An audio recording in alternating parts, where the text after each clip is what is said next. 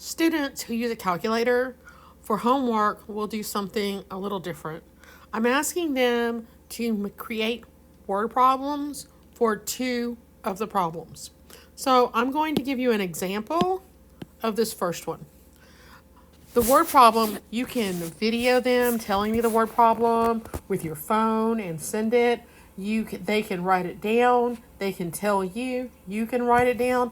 However you want to get that information to me is fine. But for a problem like number one, I would say I have 19,386 chickens. I want to sell chickens in cartons with 23 chickens in each carton. How many cartons can I sell?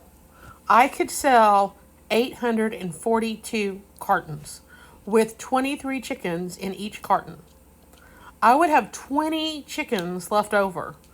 And some of my kids, they like to go on and tell me what they're going to do with the chickens. And I will give you another example for number two.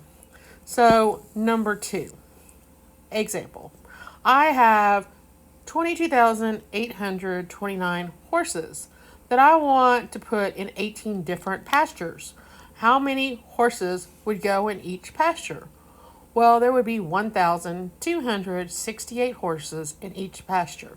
There would be 5 horses left over that I would take to the fair and sell. So that's how they're using these numbers and these problems to create word problems.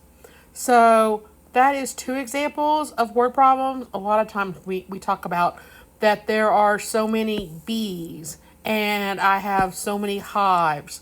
So this many bees would be in each hive and this many were still flying around trying to find pollen. I don't care what they use for dividing, but I just want to make sure that they can create word problems. So they need to do 2 of these problems.